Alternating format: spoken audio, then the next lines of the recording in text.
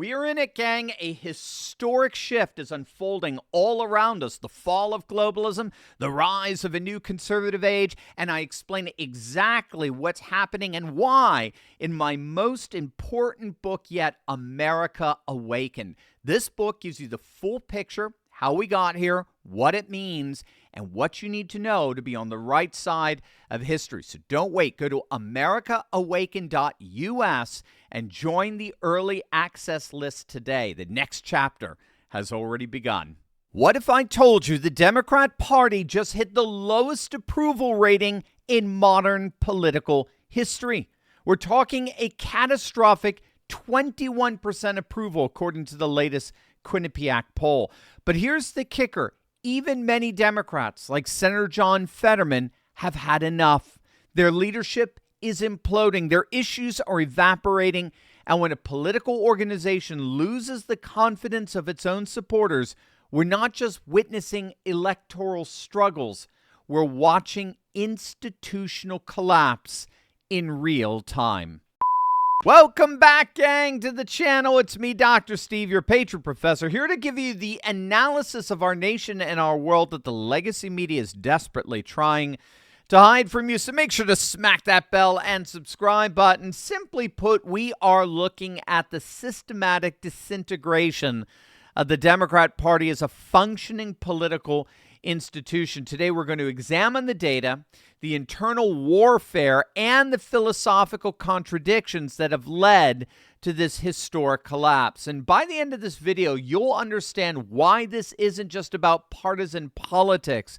It's about the fundamental breakdown of institutional competence inside the Democrat Party. And while I certainly love the smell of Democrat implosion in the morning, that only comes after a good night's sleep, and that's why I've been using Beam Dream every night now for months, and I genuinely cannot imagine my nights without it. Before Dream, frankly, I just would lie awake for hours thinking about the future, the news, the world. It was exhausting. I couldn't turn off my brain, but now I fall asleep. I mean, seriously, Kang, I fall asleep in under 30 minutes, and I stay asleep all throughout the night, and then I wake up feeling wonderful. No fog, no sluggish feeling. In fact, since I began taking Dream consistently, I've noticed a real difference in my focus, my mood, my energy throughout the day. Dream is made with top quality, science-backed ingredients that help you relax and get the deep, uninterrupted sleep your body needs. Seriously, I take it every night. It's become a ritual I actually look forward to. And unlike other sleep aids, there's no grogginess the next day, just clear-headed, focused energy. If sleep is something you've been struggling with, I cannot recommend Dream enough. Right now, you can save up to 35% off with my exclusive Beam discount. Just click the link below or scan the QR code and use code Turley at checkout. Don't settle for restless nights. Try Dream. You'll feel the difference. Click on that link below right now. Let's start with the cold, hard data that paints a picture of unprecedented institutional failure. The Quinnipiac poll showing 21% approval is not an outlier. It's part of a consistent trend. Harvard-Harris polling from March showed the Democrat Party at 37% approval, while NBC and CNN polls revealed even more devastating figures at 27% and 29%, respectively. To put this in historical perspective, this represents the lowest approval rating for the Democrat Party since Quinnipiac began taking this metric tracking this metric back in 2009. Now, of course, the fundamental question here is why? Why are the Democrats so inordinately unpopular? And the simplest answer here is that they're caught in what many are calling the 80-20 doom loop. So whereas Trump has planted his flag with the 80% on virtually every issue, border security, mass deportations, the total elimination of waste, fraud, and abuse from government, reciprocal tariffs, the freezing of foreign aid, energy independence, banning trans athletes from female sports. We can go on and on. While Trump has planted his flag in the common sense consensus surrounding those issues, what we call the 80%, Democrats are busy planting their flag with the radical extreme 20%. Case in point, just literally hours before President Trump's epic speech before the nation back in March, every single Democrat senator voted against and blocked the bill to keep men out of women's sports. So this is what's called the 80-20 doom loop, where Democrats are consistently siding with the most extreme elements of their party and thus alienating themselves politically from the vast consensus of the electorate. And this polling death spiral is now causing even the Democrat Party leadership to unravel. You may have heard Randy Weingarten, the far-left president of the American Federation of Teachers, who more than anyone else was responsible for shutting down our schools during the pandemic. She just quit the DNC after being in the leadership for nearly 25 years. She quit after a dispute with their new feckless chairman, who survived the now deposed Vice Chair David Hogg, who was a joke in of himself. But Weingarten is alone. Lee Saunders, the president of the American Federation of State, County, and Municipal Employees, he also resigned over the weekend for similar reasons. So the party's leadership is fracturing. Of course, AOC is outpolling Chuck Schumer for his New York Senate seat by a margin of nearly 2-1.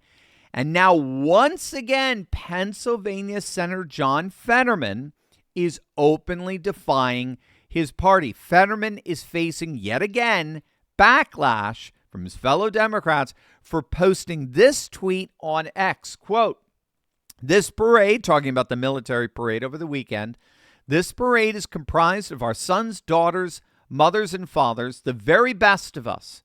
Regardless of your politics, it is appropriate to celebrate the 250 years of sacrifice, dedication, and service of our army." Now, that's absolutely key in terms of what he just said there. That's key to Trump's undeniable political success as being on the other side of this 80-20 loop here.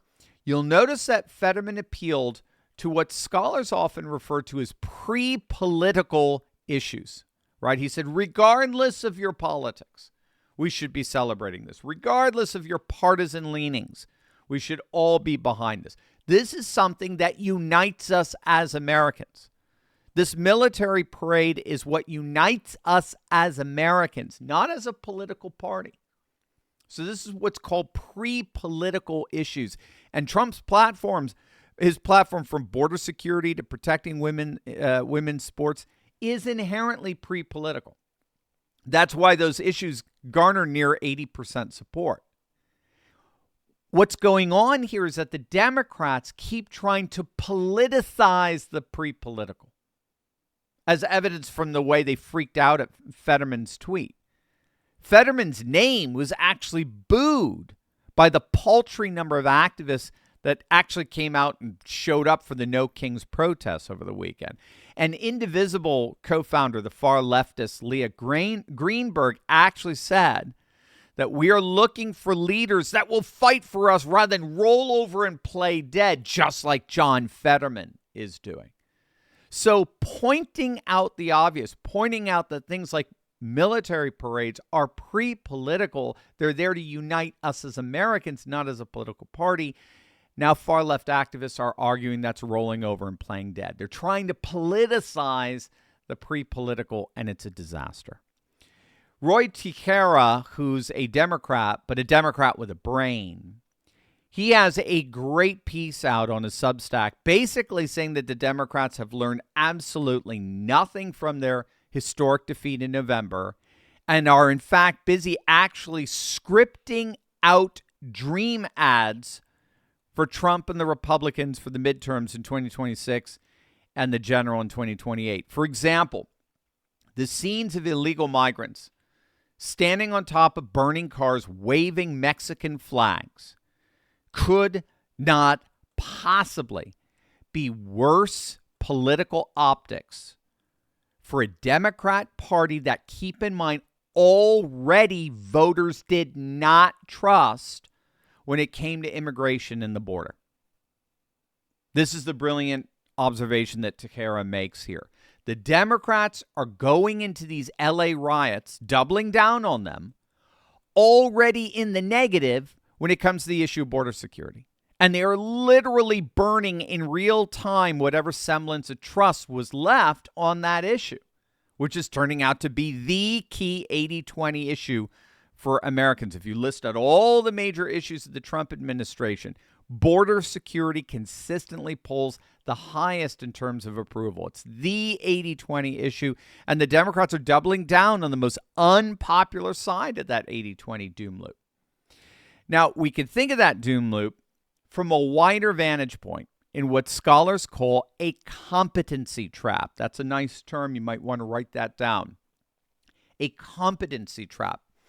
And bottom line, I know we don't tend to associate the Democrats with competency, but a competency trap is when an organization doubles down on the status quo, doubles down on how it doubles down on their competency, on how they have been operating in a very particular way and how they've been doing things in the past in a very particular way, which is their competence. And that doubling down means that they simply cannot adapt to changing circumstances. So for the Democrats, this appears to be manifesting itself in terms of prioritizing ideological conformity over practical governance. So, for example, the Democrat strategist Nate Moore is arguing that the Democrats have to break out of this competence trap, this doubling down on ideological conformity, if they ever hope to even have a chance of winning the Senate back. Because winning back the Senate means it requires Democrats are going to have to win in red states. But right now, that's simply impossible. Why? Because they're trying to politicize pre-political issues. The Democrat Party has created what systems theorists would recognize as a positive feedback loop of extremism. Each radical position demands an even more radical response. Each purity test requires greater ideological submission, and this is trapping them in this 80-20 doom loop. They have become so proficient at internal ideological competition, who can outwoke the other, that they have lost the ability to perform their primary function as a political party, which of course is winning elections and governing effectively. So what does all of this mean? It means we're not witnessing normal political realignment here. Instead, we're observing the consequences of abandoning the fundamental responsibility of democratic institutions, which is effective governance.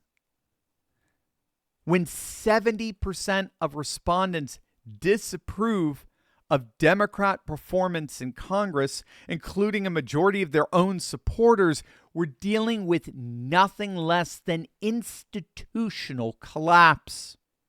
It smells like decline, as one keen observer put it. Institutions destroy themselves when they lose sight of their fundamental purpose. And when it comes to the Democrat Party, the numbers don't lie.